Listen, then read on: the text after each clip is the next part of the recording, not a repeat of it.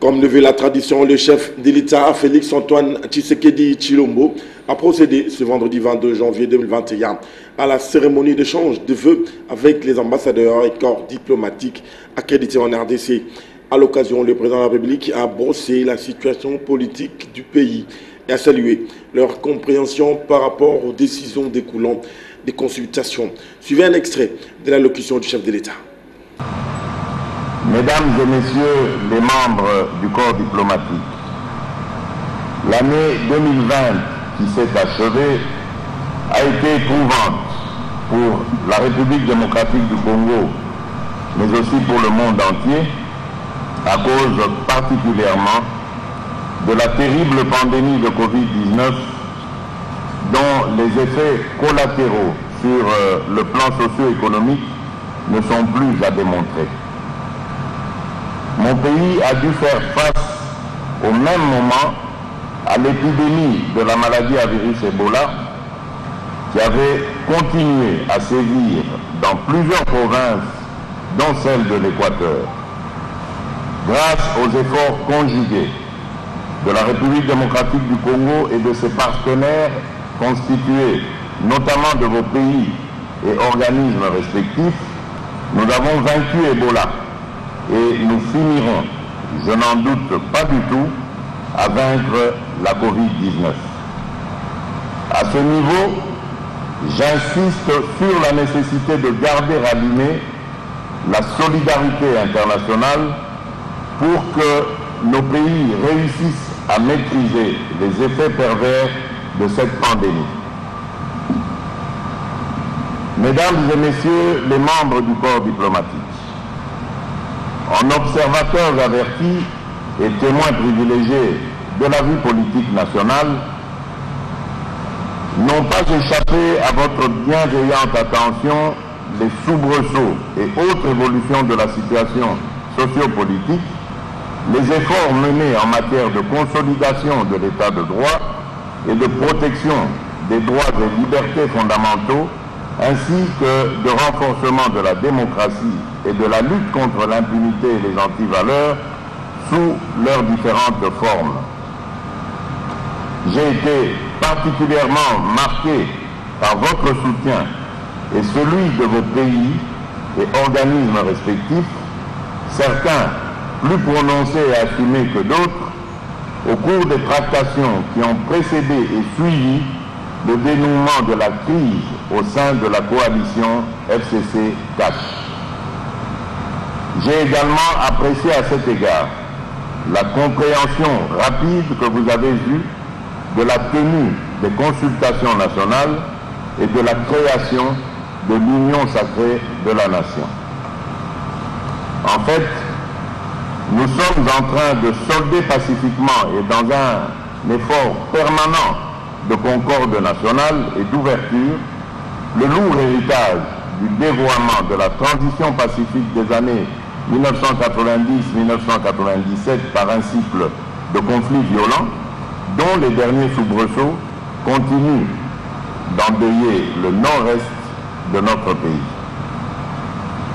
Je suis chaque jour réconforté par l'adhésion massive de la classe politique à l'union sacrée de la nation que j'ai initiée pour maximiser les chances d'une poursuite apaisée du processus de démocratisation et de développement du pays.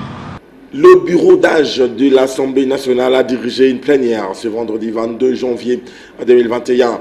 Il était question d'identifier la configuration politique à la Chambre basse du Parlement. Les députés ont déclaré leur appartenance à la majorité ou à l'opposition. Le bureau d'âge a obtenu de la Cour constitutionnelle l'interprétation de l'article 101 de la Constitution. Parlant de cet arrêt, la Haute Cour a semblé donner plus de pouvoir au bureau d'âge dont la compétence a été élargie. Maître Willy Wenga donne les précisions sur la conformité de la plénière convoquée ce vendredi à l'Assemblée nationale par le bureau d'âge. Il a été joint au téléphone par Sylvie Fortuné-Mboula.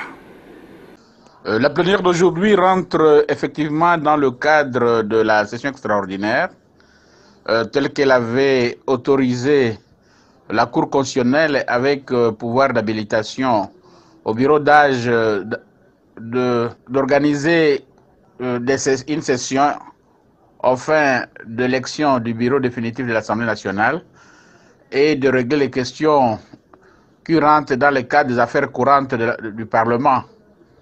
Mais vous allez vous rendre compte qu'à travers un autre arrêt de la Cour constitutionnelle, le bureau d'âge a obtenu de la Cour l'interprétation de l'article 1er et partant de l'arrêt de la Cour, de plus en plus on assiste à des élargissements des compétences.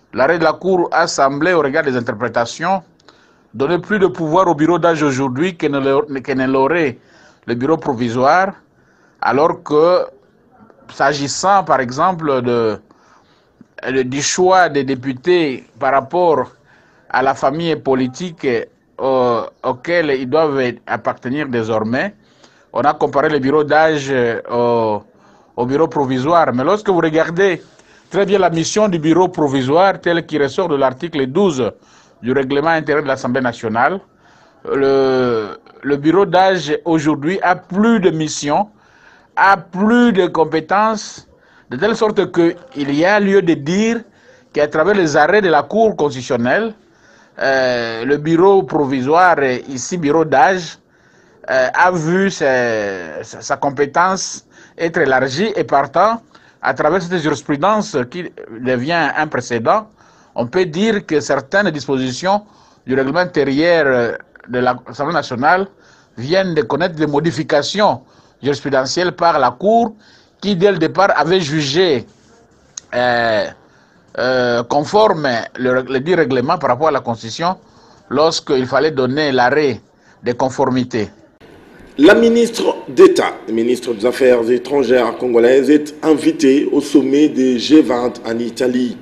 L'ambassadeur d'Italie en RDC, Luca Attanasio, a remis cette invitation à la chef de la diplomatie congolaise au cours d'une audience lui accordée le jeudi dans son cabinet de travail. Suivez. Jeudi 21 janvier 2021, au cabinet de la chef de la diplomatie congolaise, Maritumba Nzenza, ministre d'État, ministre des Affaires étrangères, a échangé avec M.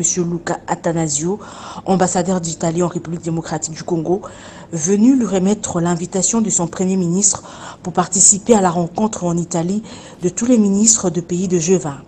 Les diplomates italiens ont indiqué à l'issue des échanges que les deux personnalités ont aussi évoqué les dossiers liés à la présidence de la RDC à l'Union africaine.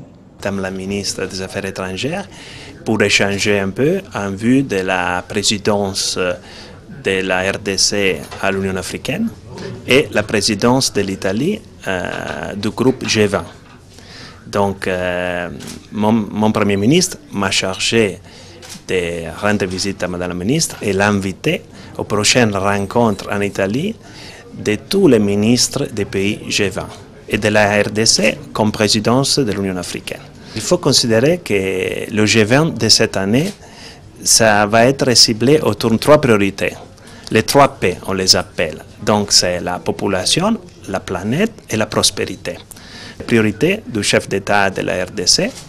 Et on est sûr que si on profite de cet événement, cette coïncidence, la présidence de l'Union africaine par la RDC et la présidence de G20 par l'Italie, ensemble, on va développer des collaborations plus efficaces pour accompagner l'Afrique en général et la RDC dans son chemin de développement d'une façon plus efficace. La présidence de l'Union africaine par la RDC et la présidence de G20 par l'Italie est une coïncidence pour développer les relations plus efficaces afin d'accompagner l'Afrique en général et la République démocratique du Congo dans son choix de développement de façon plus efficace. L'émission Vérité en toute liberté a reçu Mme Lycienne Lusenge, membre du panel d'accompagnement de la RDC à la tête de l'Union africaine pour la mandature 2021-2022. Suivez-en un extrait avant la diffusion prévue ce dimanche 24 janvier 2021 à 19h sur votre chaîne.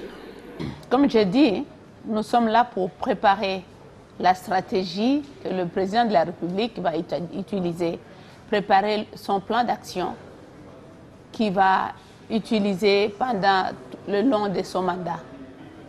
Et dans ces stratégies, nous avons relevé plusieurs points. Et comme vous savez, cette année ici, à l'Union africaine, ça a été déclaré année de la culture, patrimoine, art et patrimoine.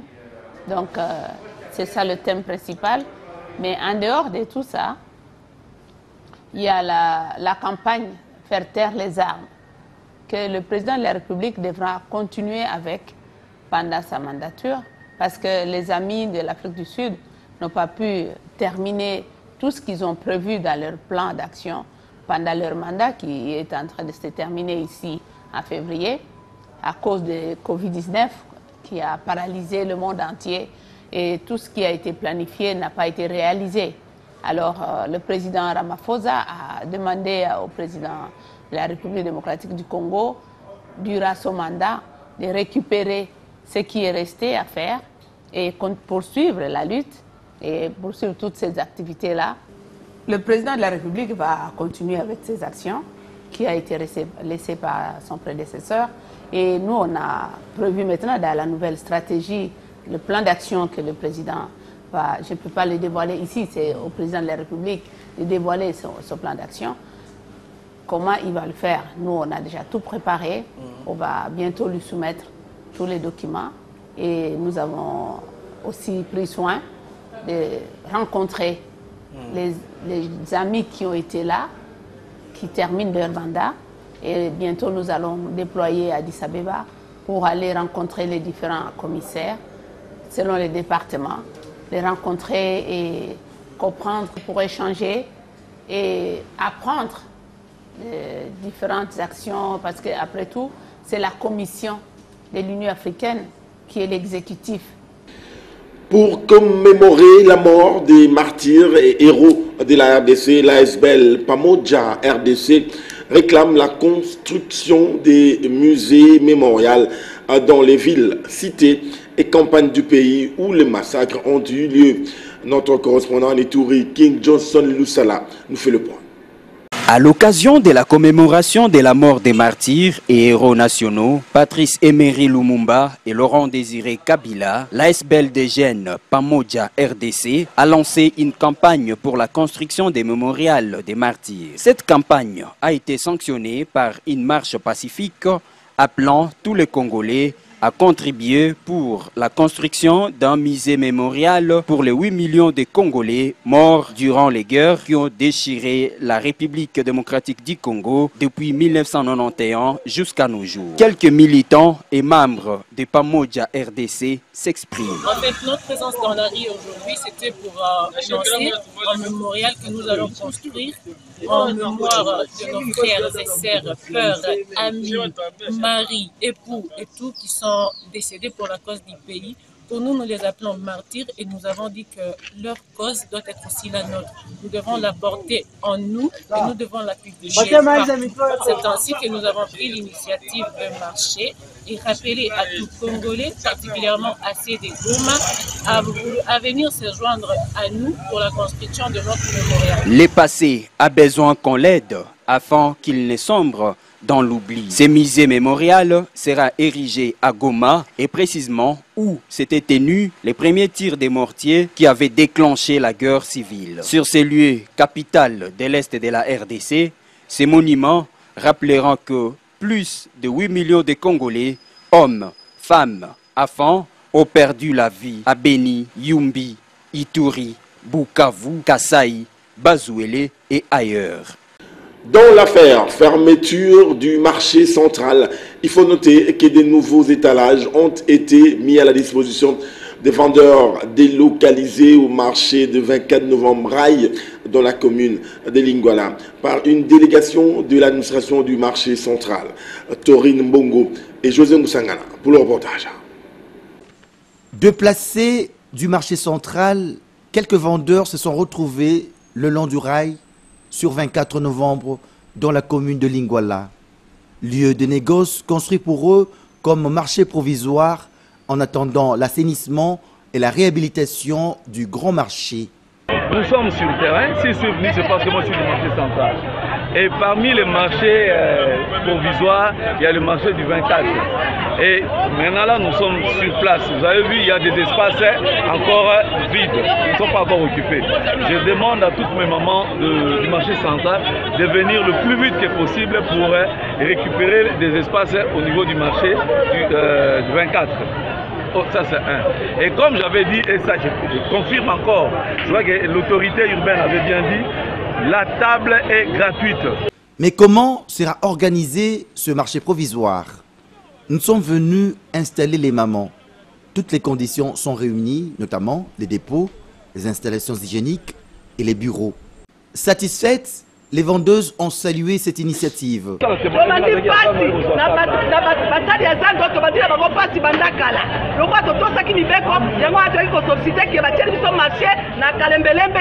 Quand on avait lancé l'appel d'évacuation du grand marché, nous étions parmi les premières personnes qui sont venues récupérer nos biens. Nous sommes satisfaits car les étals sont gratuits. À en croire l'administrateur général du grand marché, la répartition des étals se poursuit dans d'autres marchés provisoires tels que ceux de Itaga sur Prince Kasavubu et Kabinda.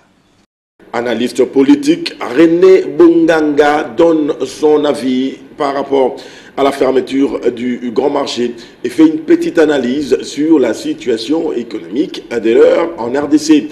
Reportage Africa Mujinga et Céline Bayabo. La situation qui prévaut au grand marché inquiète certaines personnes. René Bonganga, analyste politique, nous donne son avis par rapport à la fermeture du dit marché. Ce qui se passe au marché central là, bon, ça nous pousse à réfléchir là-dessus. D'abord, il y a un problème de planning. C'est-à-dire quoi? Est-ce qu'il y a une campagne de sensibilisation pour informer les intéressés que non, il y aura un déplacement de ce genre-là vers un endroit X? Je pense que là, il se pose un problème parce que on les a déguerpis comme ça. Ils ne savent pas là où aller. C'est là où on pose des problèmes. Donc pour l'assainissement du marché central, c'est une bonne chose. Mais il faut que les gens soient informés d'avance. Bien sûr, c'est pour le bonheur du peuple congolais en général et Kinois en particulier. Quel impact sur la population quinoise? Vous savez très bien ici à Kinshasa, les gens vivent jour au jour. C'est-à-dire comme les gens s'assoient hier. Qu'est-ce qui s'est passé dans leur famille hier? Ils ont mangé. Et aujourd'hui, et demain, cela pose des problèmes. Si ça dépendait de moi, je voulais appeler les autorités à s'asseoir à cette mesure et à planifier d'une façon propre. Saisissant la balle au bon, René Bonganga en a profité pour parler de la situation économique de l'heure en République démocratique du Congo. Vous savez très bien que nous avons des problèmes politiques très sérieux. Et vous savez que la soubassement de l'économie, c'est la politique. Lorsque la politique pose problème, l'économie ne sera jamais stable. Et notre problème politique dure de longtemps. Et c'est ce qui pose problème dans notre économie. Toutefois, René Bonganga a émis le vœu de voir la population vivre comme il se doit, c'est-à-dire sans famine ni maladie. Dans la rubrique Actualité vue par les autres, Esther Badibiabia et Damien Maungu ont tendu leur micro aujourd'hui à Armand Bouka, rédacteur en chef au Nouveau Congo. Selon lui, l'actualité est dominée entre autres par l'arrestation du directeur national du CECOP et de l'inspecteur général de l'EPST. Suivez. Déplacés du marché central, quelques vendeurs se sont retrouvés le long du rail sur 24 novembre dans la commune de Lingwala. Lieu de négoce construit pour eux comme marché provisoire en attendant l'assainissement et la réhabilitation du grand marché. Nous sommes sur le terrain. Si je suis venu, c'est parce que moi je suis du marché central. Et parmi les marchés provisoires, il y a le marché du 24. Et maintenant là, nous sommes sur place. Vous avez vu, il y a des espaces encore vides, qui ne sont pas encore occupés. Je demande à toutes mes mamans du marché central de venir le plus vite que possible pour récupérer des espaces au niveau du marché du 24. Oh, ça c'est un. Et comme j'avais dit, et ça je confirme encore, je vois que l'autorité urbaine avait bien dit, la table est gratuite. Mais comment sera organisé ce marché provisoire? Nous sommes venus installer les mamans. Toutes les conditions sont réunies, notamment les dépôts, les installations hygiéniques et les bureaux. Satisfaites, les vendeuses ont salué cette initiative.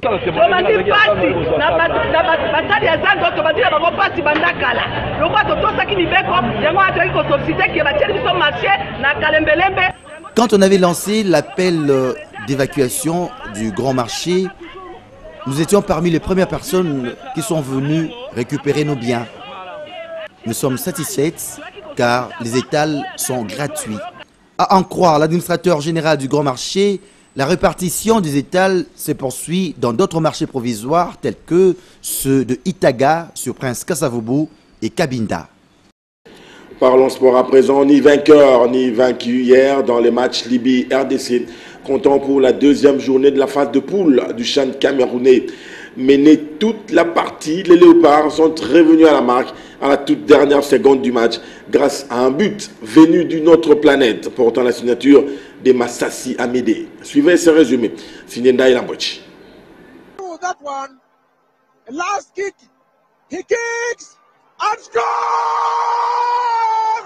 He kicks and... Le but égalisateur de Léopard contre la Libye, jeudi, à match de la deuxième journée du groupe B, a propulsé Amédée Massassi Ombenza au devant de la scène au championnat d'Afrique des nations de football CHAN. Nul attendu, il s'est illustré comme le libérateur du 11 national et de nombreux millions de sportifs congolais. Tous asphyxiés par les billes libyens des chevaliers de la Méditerranée, réussis par le capitaine Ouektaz à la 6e minute. En dépit de nombreuses frappes de Bengo Yoko au ciel, rien ne réussissait aux fauves congolais. Malchanceux en première période, le même Massassi a vu la balle de sa frappe du but égalisateur lécher les montants droits du gardien libyen déjà battu, jusqu'à une partie remise. Alors que les Congolais dominateurs de 58% de possession de balles ne savaient à quel sein se vouer et qui n'avaient rien à perdre poussé en vain. Avec l'énergie du moribond, au bout de 3 éphémères minutes additionnelles, voilà que surgit Massassi qui, d'une reprise instantanée lointaine de son pied gauche, expédie la balle de son ovni, oiseau rare non autrement identifié. Les sportifs congolais, qui n'ont rien perçu de la trajectoire de ces bolides, sinon des effets destructeurs au fond des filets libyens. À un but partout, les Congolais qui échappent à l'étau libyen sont en fait. Ailleurs, c'est la désolation pour les chevaliers de la Méditerranée qui ont loupé l'occasion de coquer à belles dents la chair des carnassiers de Pamphile Miayo à l'absence de Florent Ibenge Ykwangé éloigné du banc pour raison du coronavirus. La 3e journée dans ce groupe B est prévue le 25 janvier 2021. La RDC croisera le Niger et la Libye aura à faire face au Diable Rouge du Congo. Les 2 rencontres se joueront simultanément à Yaoundé et à Douala. Le coach Pamphile Miayo était sur le banc des Léopards hier jeudi lors de ces matchs dont on ne cesse de parler. Libye-RDC, à l'absence de son titulaire Florent Ibenge, testé positif au Covid-19. À la fin de cette explication, Pamphile Miayo s'est confié au micro de nos envoyés spéciaux, Papi Katassi, Patrick Boré Mukendi et Rigo Moulopo. Non, ce match, c'était un bon match parce qu'il y avait une très bonne équipe en place qui a été bien organisée défensivement avec 5 joueurs derrière et 4 milieux plus un attaquant. Donc on n'a pas eu assez d'espace pour pouvoir jouer de ballons profonds, de passes dans les intervalles. Donc voilà, ça nous a coûté un peu cher. Et après, on a eu à poser les jeux, on a circulé le ballon pour pouvoir déplacer ces blocs adverses et trouver des brèches là où on pourrait passer. On a commencé ce match avec beaucoup de lourdeur. On a pris ces buts matinales à la 5e minute et puis bon, on a essayé de jouer avant la fin de la mi-temps. On a essayé de jouer mais on n'a pas pu trouver de situations nettes pour pouvoir marquer à part une ou deux situations comme ça. Et après à la mi-temps, il fallait reconscientiser tout le monde, remotiver tout le monde, redonner cette confiance parce que nous, tant que membres du staff technique, nous croyons dans les différentes qualités de nos joueurs et on a eu à échanger avec eux, on les a reconscientisés et voilà, à la deuxième période, ils sont rentrés, ils ont commencé à bousculer l'adversaire en jouant correctement et précis dans les passes. Donc voilà, et à la dernière seconde, nous avons eu cette opportunité de frappe au but, un tir qui a été cadré et le ballon a fini à loger dans le but, quoi. Prenons à présent les condensés d'actualité africaine avec nos confrères de la Voix de l'Amérique, VOA.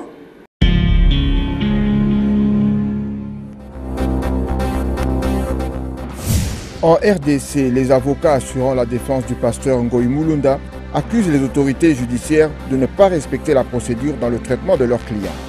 L'arrestation de l'ex-patron de la CENI a suscité une vague de colère au Katanga, selon nos correspondants sur place. La deuxième vague de Covid-19 se relève plus meurtrière en Afrique, où le taux de mortalité dépasse désormais la moyenne mondiale, a annoncé jeudi le Centre africain de contrôle et de prévention des maladies. L'Afrique reste officiellement l'un des continents les moins touchés par la pandémie.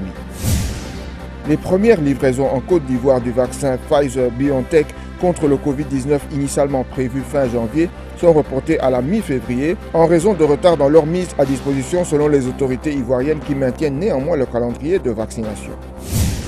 Le recours à la détention préventive fait l'objet d'un débat au Maroc pour son caractère jugé excessif par l'administration pénitentiaire elle-même, tandis qu'une coalition d'importantes ONG s'inquiète d'une politique qui touche aussi des voix critiques avant les enquêtes et les procès.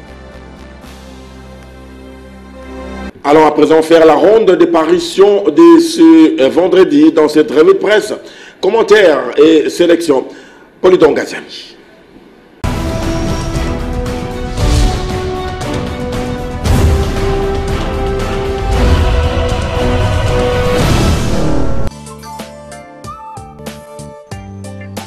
La plénière de l'Assemblée nationale de ce vendredi 22 janvier a inspiré les différents journaux qui, dans leur majorité, ont consacré leur manchette aux enjeux qui la sous-tendent. Pour la prospérité, les vrais enjeux commencent aujourd'hui à la Chambre basse du Parlement, au regard du premier point inscrit à l'ordre du jour, à savoir l'identification de la configuration politique de l'Assemblée nationale. Il s'agit donc de la requalification de la majorité. C'est le kit ou double, note à propos Econews. En effet, écrit-il, chaque regroupement politique va s'exprimer librement sur son appartenance politique à l'Union sacrée de la nation ou à l'ancienne majorité du FCC. Cette plénière constitue donc l'heure de vérité pour l'Union sacrée. Pour Forum des As, elle constitue le dernier round décisif du combat Union sacrée FCC autour de la majorité à l'hémicycle. Hormis la recherche des nouveaux équilibres numériques au sein de cette chambre du Parlement, poursuit-il, cette dernière a aussi le mérite d'être la fin d'un bal de chauve pour le FCC qui semble ne plus avoir à jour son registre de présence. Elle passe pour le véritable thermomètre pour projeter l'élection du nouveau bureau définitif de l'Assemblée nationale, écrit Africa News. Visiblement, indique le journal, l'heure est venue pour tester la température avant la publication du calendrier électoral des membres du nouveau bureau. Parce qu'en vérité, renchérit-il, les travaux de ce jour vont baliser la voie non seulement de la requalification politique à l'hémicycle, mais encore de rassurer l'union sacrée de la nation sur le ticket devant présider aux destinées de l'Assemblée nationale. Un scénario qui place les députés seuls devant leur conscience. L'heure de la vérité a donc sonné pour les élus nationaux et le président du bureau d'âge, Mbosso, à carte blanche estime l'avenir. Carte blanche de la Cour constitutionnelle qui lui demande d'agir ainsi comme si on était au début de la législature. Econews évoque les tensions observées entre Moïse Katumbi, Jean-Pierre Bemba et Jean-Marc Kabound. Dans l'union sacrée, écrit le quotidien, les douleurs d'enfantement sont telles que des frictions apparaissent de part et d'autre, laissant planer le doute sur la volonté des uns et des autres de donner enfin corps à cette vision du chef de l'État. La dernière sortie médiatique de Jean-Marc Kabound, président ad intérim de l'UDPS, a jeté l'huile sur le feu, obligeant les groupes parlementaires de Bemba et Katumbi à sortir de leurs réserves. Kabound n'a pas fait preuve de maturité politique. On ne dévoile pas le contenu d'une réunion avec un chef d'État si vous n'êtes pas son porte-parole, a déclaré un observateur neutre. Ce qui pousse sûrement la République à le qualifier de séparateur. Pour terminer, Forum des As annonce l'arrestation du directeur national de CECOPE et celle de l'inspecteur général à l'EPST.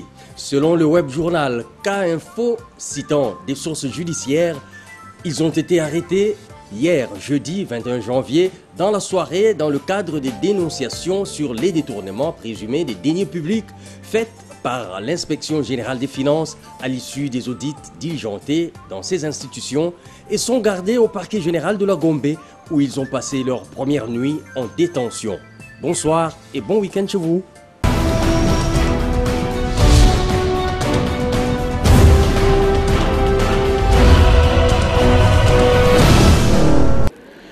Léonard Mouemeri qui était à la réalisation de ce journal et José Moussangana qui en était le chef d'édition. Mes chers de vous dire, grand merci pour votre sympathique attention à toutes et à tous.